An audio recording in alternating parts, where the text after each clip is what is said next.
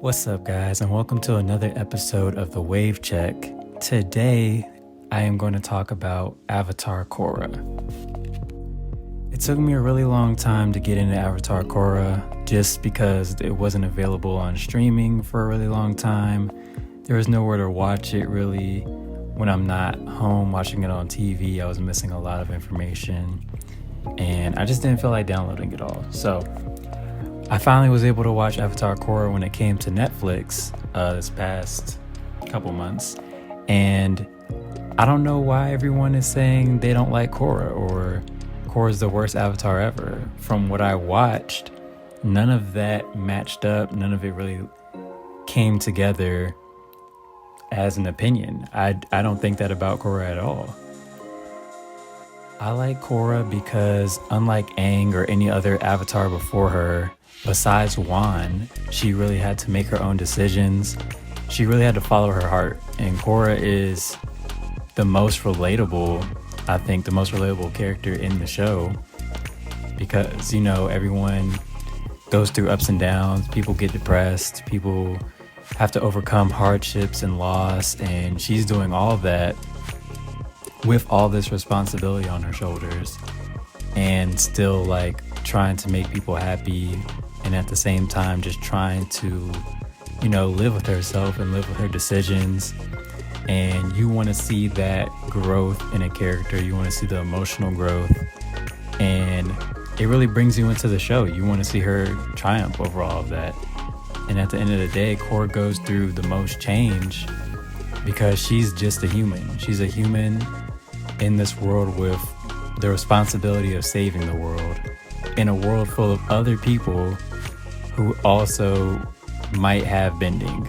So there's other people out here trying to do the opposite of what she's doing at the same time.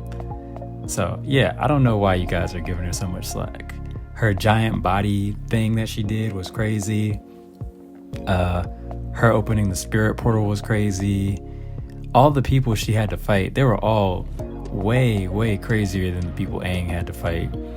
Zuko is, you know, Zuko, and the Fire Lord is the Fire Lord, but she's fighting the craziest villains. Like, these people don't even have normal types of bending. But yeah, let's get into, you know, some of the characters. We got the side characters, Mako and Bolin. They have a dope story in the beginning, being abandoned and becoming pro-benders in the city or whatever. Like, they have a cool little story in the beginning. I kind of like them in the first half of the show. And then towards the last season, they're getting really annoying. Like, Bolin's he's just too stupid. He's too gullible. He's doing these fucking movies with what's his name, who already betrayed everybody. Like, I don't understand any of that. I hate that part. Yeah, I hate that part. I hate that he, like, turns his back on his girl, basically, turns his back on his brother, and he was just too stupid for me. But Mako is also kind of dumb. He's real. I don't know about Mako, man. Mako, he's up and down.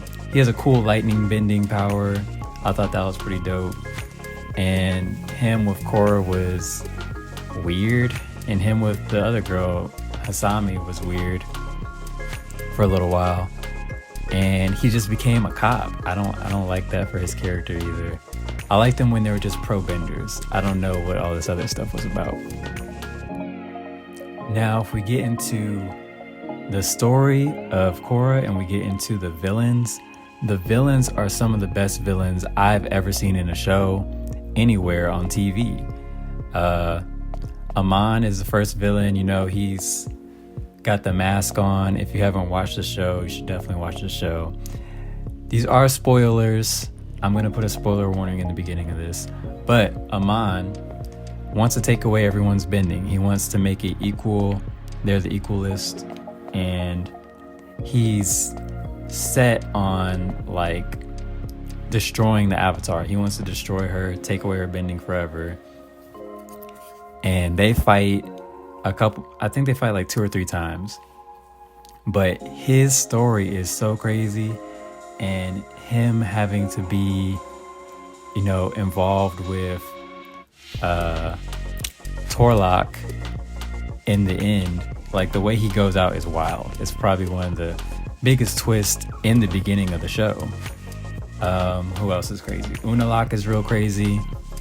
Unalock is Korra's uncle, and he's in charge of the water tribe, and his whole thing is he's trying to bring the water tribe together. That's what he's telling Korra. He's like tricking her into, you know, being in the spiritual world and opening up the portal, saying it'll bring everybody together, but you know, it's a trap. I'm not gonna go into detail because I want y'all to watch. The next best villain, I think this is the best villain in the entire show. Zahir is this monk dude. He's a random monk dude who lives in this cave or a mountain, like super high up in the sky, guarded by these people, and he doesn't have any bending powers. Korra unlocks the spiritual gate and it creates all these new airbenders, and he becomes an airbender. And not only does he become an airbender, he becomes a master airbender within like 24 hours. Like, this man can fly. He's the only airbender in the whole show who can fly. Like, that's the craziest shit I ever heard. And he's nice. Zahir's probably the toughest bender in the whole world. He's definitely tougher than Korra at bending. But yeah, him and like his little group of people, they're really dope. But his fight against Tenzin is the best fight in the whole show, I promise. Like, they do like a bridge scene. He's on the bridge, they're throwing hands. It's the craziest fight in the whole show.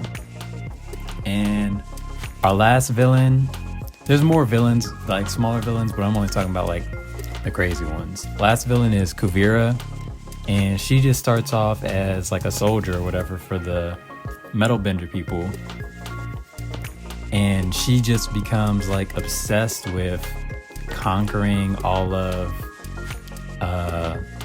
like making like an earth kingdom. She's just like conquering everybody and like having her people go out there and basically beat these people up and take their food and, you know, just be villains or whatever.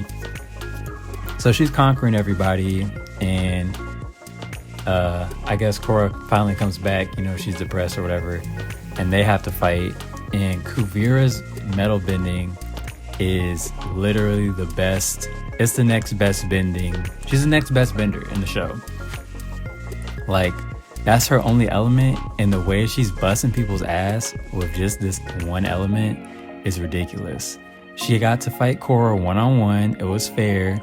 You know, they shot the 30 or whatever, and Korra got her ass beat in front of the whole town, you know? And that wasn't even the first time she lost. Kuvira was really beating people's ass for a long time. She beat Lynn and her sister. I think that's her name, Lynn. She beat them. She basically beat everybody around her. It was crazy. But yeah, you guys should definitely check out Avatar Korra. I don't know what all this fuss is about, that she's not a tough airbender. She's the toughest airbender. The show's amazing. You know, the story's amazing. All the characters are dope except Bolin. He's an idiot. And she's a girl avatar, and she knows all the elements, and another element, I'm not going to tell you which one because I don't want to spoil it, and the way it ends, you got to see it. It's definitely something that's going to throw you off.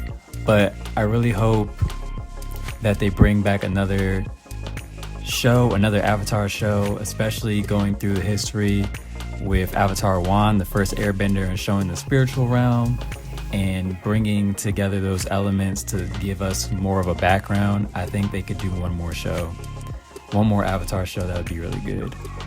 But yeah, if you guys like this, make sure you subscribe, like, and comment. Let me know what you want to see next. Follow us at Namiwear on Instagram, and we're out. Peace.